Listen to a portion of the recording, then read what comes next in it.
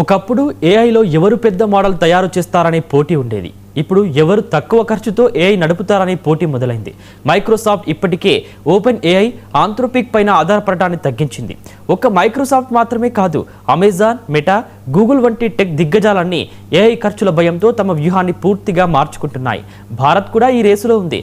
దీనికి సంబంధించిన వివరాలు ఇప్పుడు చూద్దాం.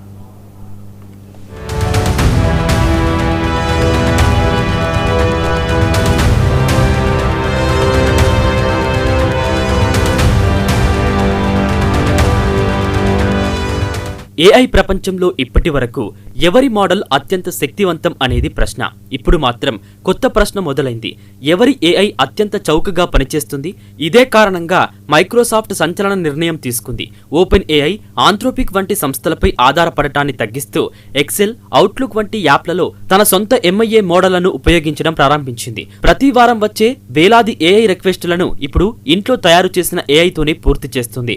ఏఐ ఎంత తెలివైనదో కాదు, దాన్ని నడపడానికి ఎంత ఖర్చవుతోందన్నదే ఇప్పుడు అసలు పోటీగా మారింది.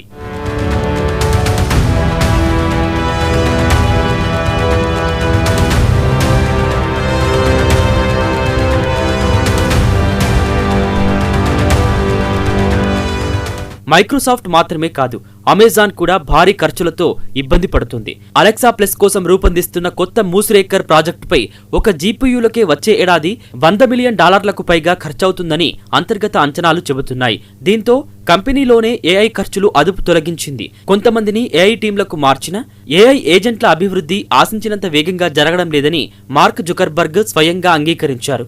గూగుల్ కూడా నిశ్శబ్దంగా చర్యలు తీసుకుంటోంది. క్లౌడ్, సైబర్ సెక్యూరిటీ విభాగాల్లో ఉద్యోగుల కోతలు, మేనేజ్మెంట్ లేయర్ల తగ్గింపు, ఇవన్నీ ఏఐ అవసరాలకు తగ్గట్టుగా సంస్థను మార్చే ప్రయత్నాలుగా విశ్లేషకులు చెబుతున్నారు.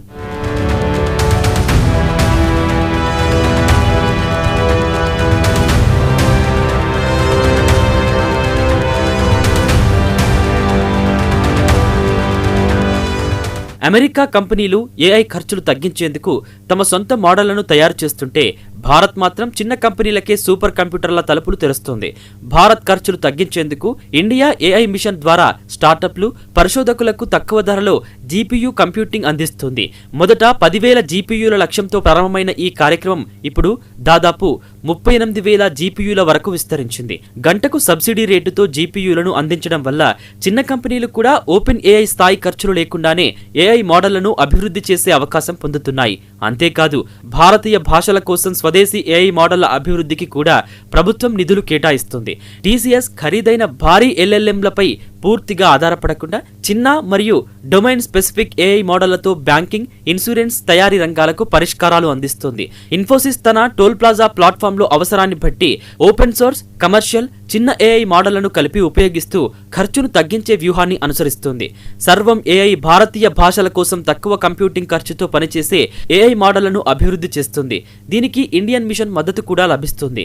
పెద్ద కంపెనీలు ఒకే ఏఐ మోడల్తో అన్ని పనులు చేయడం లేదు. వాటి బదులు చిన్న ప్రశ్నలకు చిన్న ఏఐ మోడల్, క్లిష్టమైన పనులకు మాత్రమే పెద్ద ఏఐ మోడల్ విధానాన్ని అనుసరిస్తున్నాయి.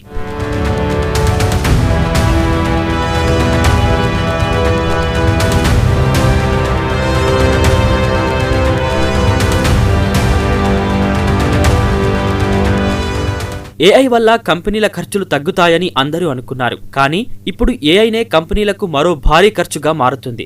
ఏఐ మోడళ్లను నడపడానికి వేలాది జీపీయూలు, అపారమైన విద్యుత్, క్లౌడ్ కంప్యూటింగ్ అవసరం. ఇప్పుడు చాలా కంపెనీలు బాహ్య ఏఐ సేవల కన్నా తన సొంత చిన్న, సమర్థవంతమైన మోడళ్లను తయారు చేయడంపై దృష్టి పెడుతున్నాయి. ఎవరి ఏఐ తక్కువ ఖర్చుతో పనిచేస్తుంది అనేదే అసలు పోటీగా మారింది.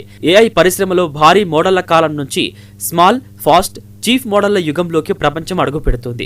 Microsoft MAI, Google Gemini, Meta Llama, Amazon Alexa AI ఇకపై పోటీ కేవలం తెలివితేటల్లో కాదు, ఖర్చు తగ్గించడంలో కూడా ఉంటుంది. రాబోయే రోజుల్లో గెలిచేది అత్యంత శక్తివంతమైన ఏఐ కాదు, అత్యంత తక్కువ ఖర్చుతో పనిచేసే ఏఐ అయ్యే అవకాశం ఉందని టెక్ విశ్లేషకులు భావిస్తున్నారు.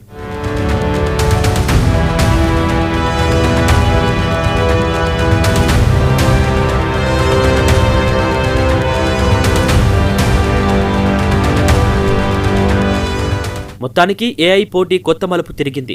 భారీ మోడళ్ల నుంచి సమర్థవంతమైన మోడళ్ల దిశగా ప్రపంచం అడుగులు వేస్తుంది. ఖర్చు తగ్గిస్తూ, పనితీరు పెంచుతూ ఈ రేసులో చివరికి ఎవరు విజేతగా నిలుస్తారో చూడాలి.